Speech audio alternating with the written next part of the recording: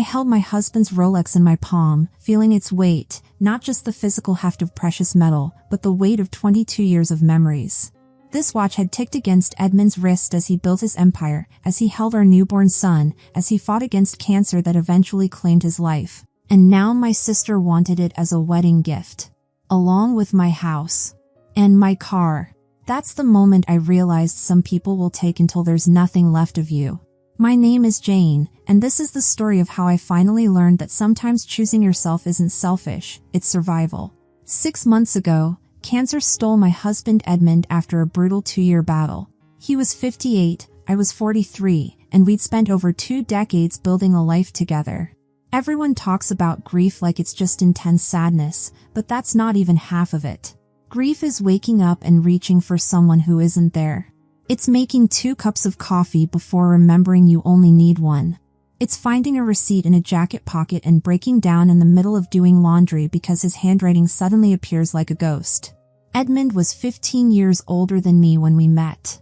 I was just 21, working at a small marketing firm, living in an apartment where the ceiling leaked every time it rained. I'd place mismatched pots around the floor to catch water, the constant dripping creating a strange melody on sleepless nights. My boss sent me to deliver marketing materials to this successful businessman's office, and I was terrified. I still remember standing outside his office door, straightening my thrift store suit jacket that hung a little too loose on my frame, rehearsing what I'd say. When I walked in, Edmund looked up from his desk, and his eyes did something I wasn't used to. They actually saw me. "Those are brilliant ideas," he said after I finished my nervous presentation. He hadn't just heard my words, he'd actually listened. We married within a year. Too fast, according to some, but Edmund always said, when something's right, only a fool waits for permission to be happy. He was that rare kind of person who remembered the coffee orders of the cleaning staff in his building and carried dog treats in his pocket despite being allergic to most animals. He'd come home from volunteering at the shelter with red eyes and a stuffy nose, but always with stories about the animals he'd helped find homes. Over 22 years, we built a beautiful life. Not perfect. We argued about silly things like whether cilantro belonged in guacamole, it absolutely does, and serious things like how to discipline our son when he was younger. But it was ours, built with love and intention. When cancer arrived, it came like a thief, stealing pieces of Edmund so gradually that some days I could almost pretend nothing was wrong. Then suddenly, he couldn't climb the stairs without gasping for breath. His clothes hung on him like they belonged to someone else. The disease took his strength, his appetite, and eventually his independence, but it never touched his dignity or his kindness. Those final months were brutal in ways I couldn't have imagined. There's nothing romantic about wiping your husband's chin when he can't control his muscles anymore, or learning to give injections when the sight of needles used to make you faint. There's nothing poetic about the smell of sickness that seeps into bedsheets or the sound of someone you love struggling to breathe at 3 in the morning. The night before he died, I was sitting beside our bed, reading Garcia Marquez aloud because Edmund loved the rhythm of the words even when he was too tired to follow the story. He reached for my hand, his fingers thin but his grip still surprisingly strong. "Jane," he whispered, "promise me you won't let anyone make you small." I set the book down. "What do you mean? You give so much of yourself. Always have." His eyes, sunken but still bright, locked with mine. "Don't let anyone take what's left." He died the next afternoon while I held his hand. The sunlight filtered through our bedroom curtains, the white ones we'd spent an entire Saturday choosing 15 years earlier because Edmund said they let in more light, and I looked beautiful in the light. After the funeral came the paperwork. So much paperwork. Death isn't just an emotional devastation, it's also an administrative nightmare. Sitting in our financial advisor's office, I learned the full extent of what Edmund had built over decades of careful work and investment. The house in the upscale neighborhood where we'd lived for 15 years. A downtown apartment we rented out for income. A country house by the lake where we'd spent countless weekends, Edmund reading on the porch while I gardened. 2 luxury cars. And over $1.5 million in various accounts. I knew we were comfortable, but this was different. This was generational wealth. This was security for me and our son Evan that went beyond anything I'd imagined. Evan was 20, studying engineering across the country. He has Edmund's analytical mind and what I hope is my compassion. When he called after the funeral, his first words weren't about inheritance but, "Mom, are you eating enough?" Edmund had raised him right. I was finding my footing in this new, unwanted reality. I kept our house. Abandoning it would have felt like losing Edmund all over again. The downtown apartment would go to Evan after graduation. The lake house remained my sanctuary, a place where memories of Edmund felt more like comfort than torture. And some of the money would fund cancer research, because maybe other families could be spared what we endured. I'd started working part-time again, not for the money but for the distraction. 20 hours weekly at a small eco-friendly products company where my boss Samantha understood when I needed to leave early on bad days. Everything was starting to feel manageable, or at least less catastrophic, until my parents called. "Jane, honey," my mother's voice came through the phone with that familiar tone, the one that had preceded every sacrifice I'd been asked to make since childhood. "We need to talk to you about something important." Dad was on speakerphone too.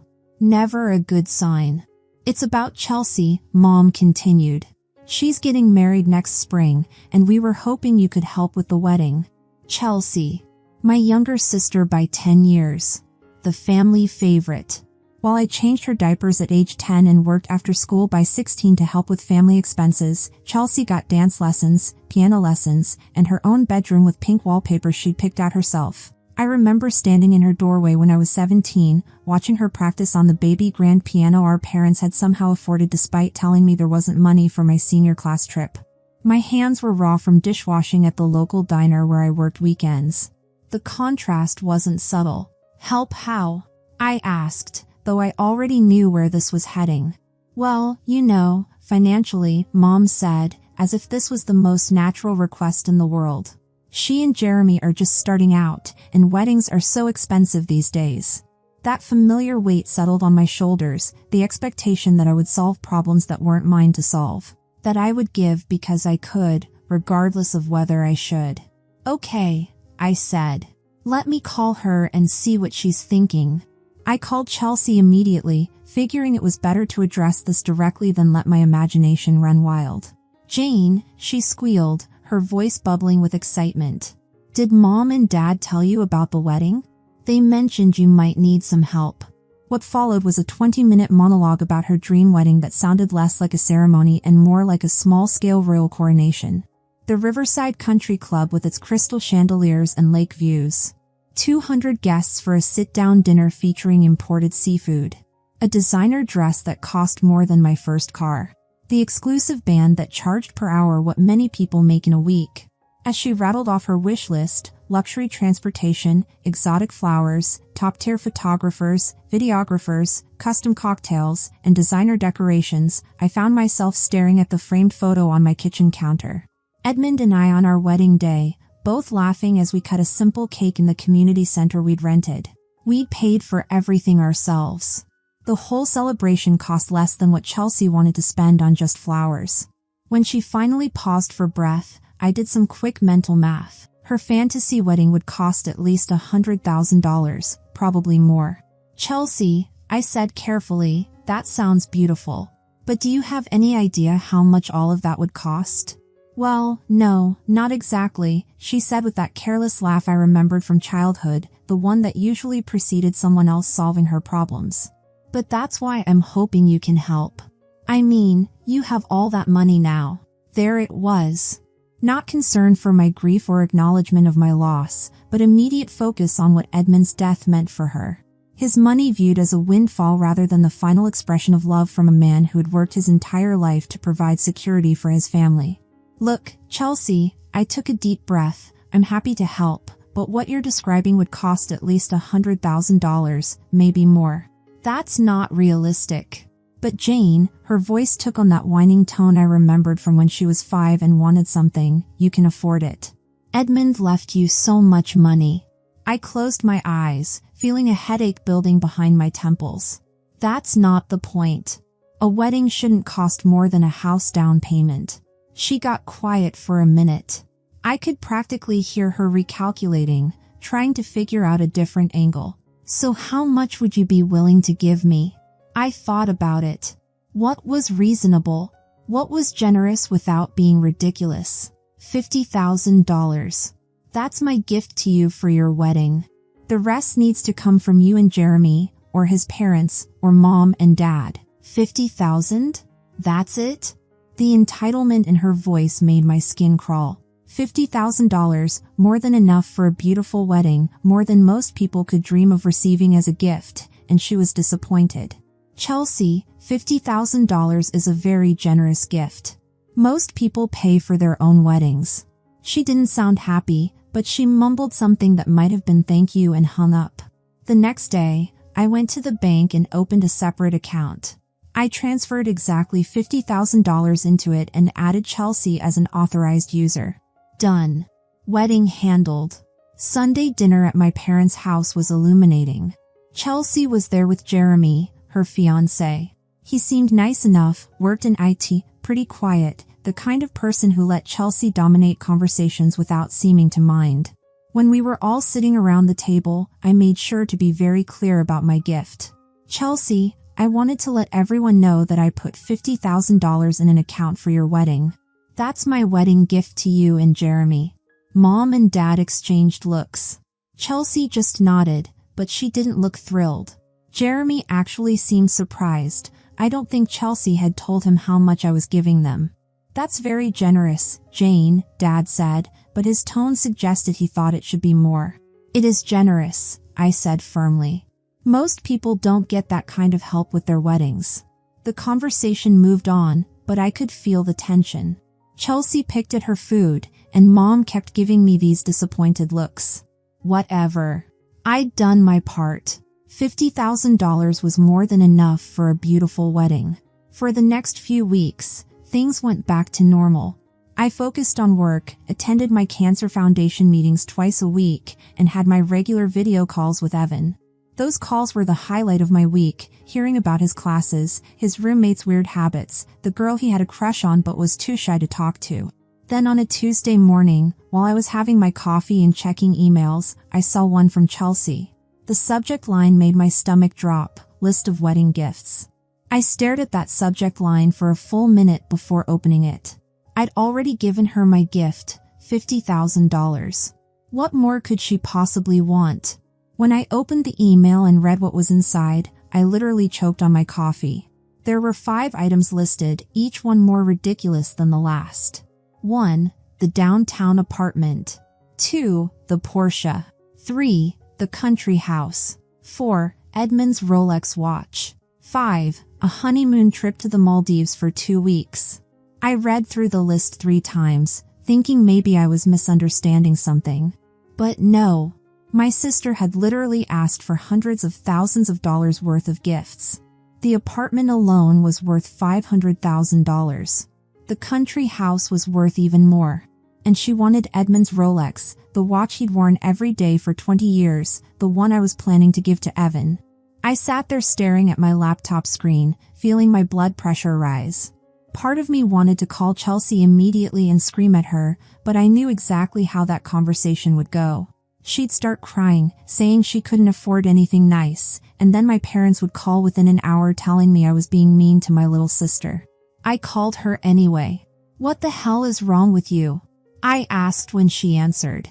"Excuse me? Chelsea, you're asking for hundreds of thousands of dollars worth of gifts. Do you have any idea how insane that is?" "It's not insane," she said, getting defensive. "You have all that stuff just sitting there. Edmund left you an apartment, the country house, 2 cars, his watch, plus all that money. What do you need it all for? You said you're never getting married again. I have a son, Chelsea, your nephew.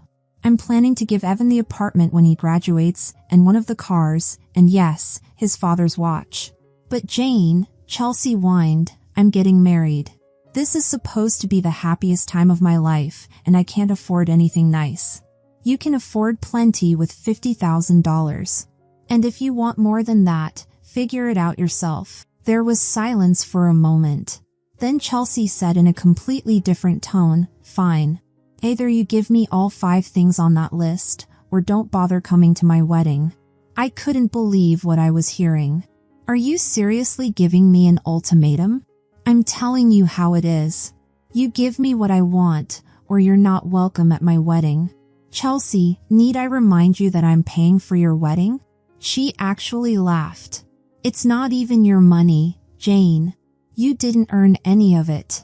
You just got lucky that your sick husband died and left you everything. The least you can do is share some of it with your family instead of being a selfish bitch about it.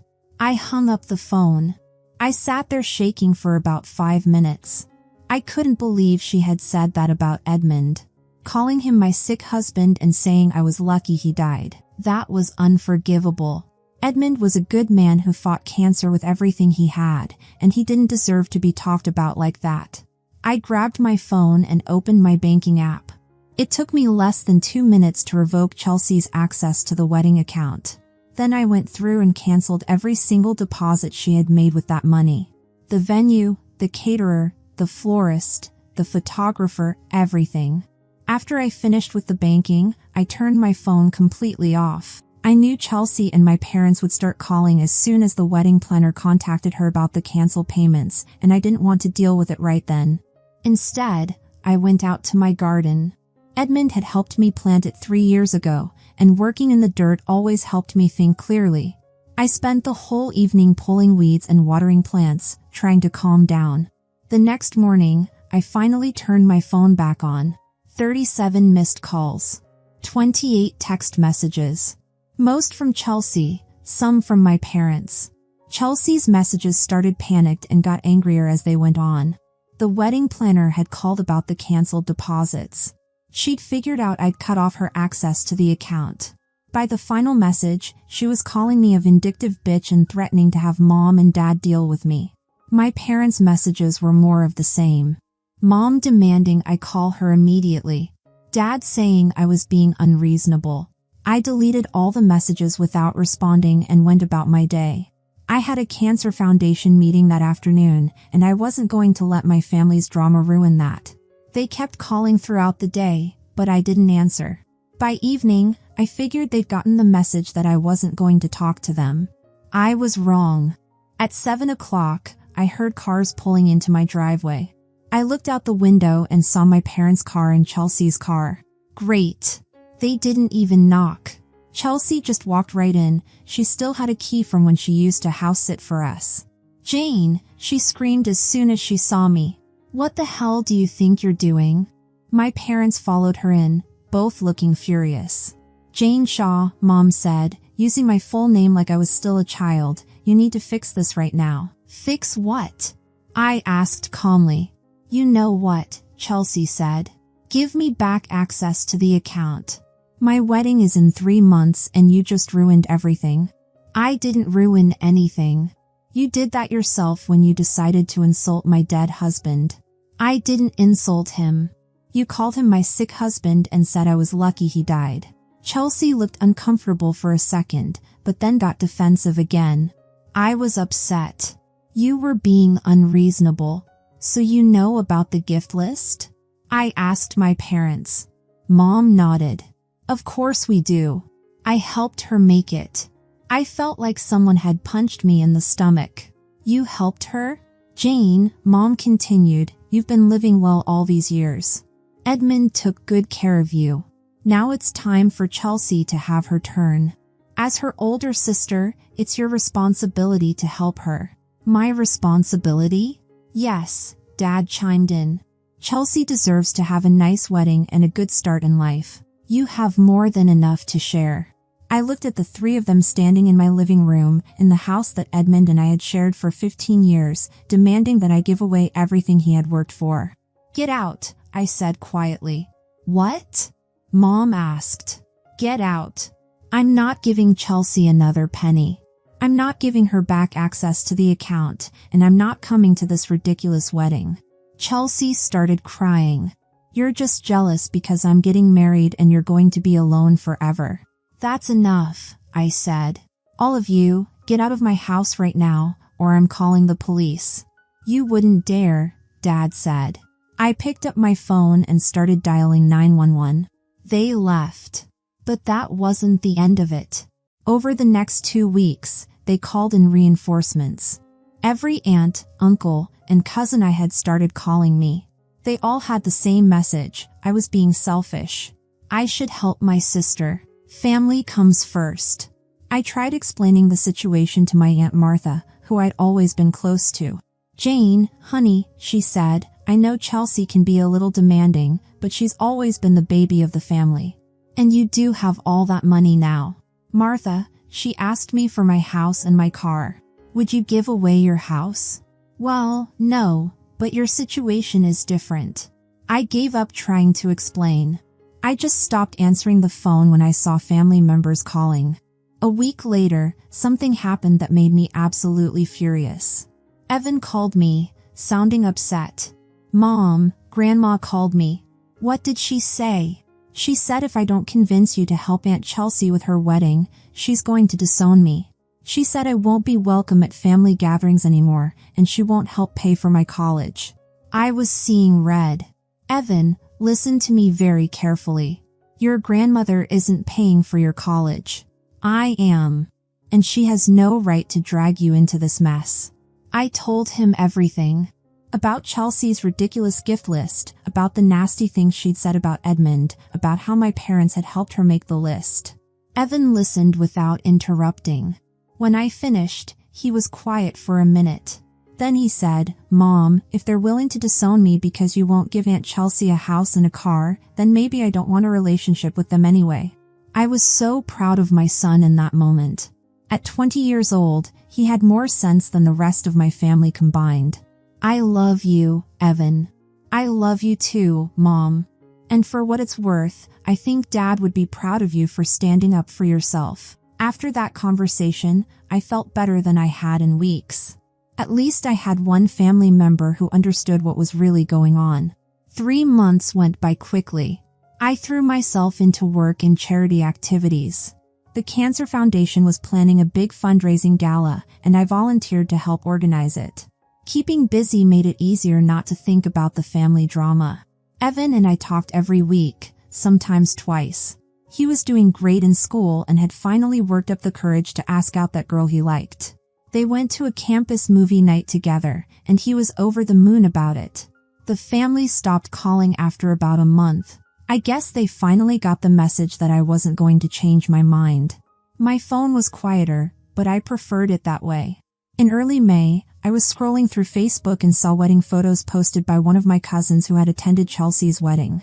I probably shouldn't have looked, but curiosity got the better of me. The wedding had taken place in my parents' backyard. There was a small white tent, maybe enough seating for 30 people. Chelsea was wearing a simple dress, not the $3,000 designer gown she'd originally wanted. The flowers looked like they came from a grocery store, and instead of a fancy band, they had someone's cousin playing acoustic guitar. It was actually kind of sweet in its simplicity. If Chelsea hadn't been so greedy and demanding, this could have been a beautiful, intimate wedding that the $50,000 I'd originally offered would have paid for completely, with money left over. But that was her choice. She wanted mansions, expensive cars, and luxury vacations instead of a nice wedding. She chose greed over gratitude. Over the summer, I had the best time I'd had in years. I spent weekends at the country house, reading by the lake and working in the garden Edmund and I had planted there. I went to a spa weekend with friends from work. I took a pottery class and turned out to be surprisingly good at it. In August, I got a text from an unknown number. It turned out to be Jeremy. Hi, Jane. This is Jeremy. I hope it's okay that I'm texting you. I got your number from Chelsea's phone. I wanted to reach out because I feel like there are some misunderstandings in the family that maybe we could work through. I stared at that text for a while, then wrote back, Hi, Jeremy. I appreciate you reaching out, but there aren't any misunderstandings. Chelsea knows exactly what she did. I hope you two are happy together. He didn't text back after that. In September, Evan turned 21. I drove out to his college for the weekend to celebrate. We had dinner at a nice restaurant, and I gave him his birthday present, the Porsche that had been Edmund's. Evan had learned to drive in that car during high school, and Edmund always said it would be his someday. Mom, are you sure? Evan asked when I handed him the keys. This is Dad's car. Your dad wanted you to have it. He told me so before he got too sick to drive. Evan got tears in his eyes. I miss him. I miss him too, sweetheart. But he would be so proud of the man you're becoming. On the drive home, I made a decision. That $50,000 I had set aside for Chelsea's wedding, the money she had thrown back in my face, I was going to donate it to the Cancer Foundation. It felt right. Instead of funding someone's greed, it would go toward helping families dealing with what Edmund and I had gone through. I made the donation the next week. The foundation director called me personally to thank me and told me the money would go toward a new support program for caregivers. Perfect. It's been 6 months since Chelsea's wedding now, and I haven't heard from any of my family. No birthday wishes, no holiday cards, no random phone calls. And you know what? I'm completely fine with that. I have my son, who loves and respects me. I have good friends who appreciate me for who I am, not for what I can give them. I have meaningful work that makes a difference. I have Edmund's memory and the beautiful life we built together. Most importantly, I have my self-respect. I didn't let anyone guilt me into giving away what Edmund worked so hard to leave for me and Evan. I didn't reward bad behavior or enable someone's sense of entitlement. Sometimes people ask me if I regret how things went down with my family. The answer is no. I regret that they showed me who they really were, but I don't regret standing up for myself. Chelsea made her choice when she decided that insulting my dead husband was an acceptable way to get what she wanted. My parents made their choice when they decided to support her demands instead of recognizing how wrong she was. I made my choice too. I chose dignity over keeping the peace. I chose self-respect over being a doormat. I chose to honor Edmund's memory instead of letting someone talk about him like he was nothing. And honestly, I sleep better at night knowing that I stood up for what was right, even when it cost me relationships I thought were important. Because sometimes the hardest lesson life teaches us is that not everyone who calls themselves family deserves a place in your life. Thanks for listening, and if you liked this story, share it with others, and don't forget to comment and subscribe for more stories about finding strength when facing impossible choices. Sometimes the family you choose is more valuable than the family you're born into.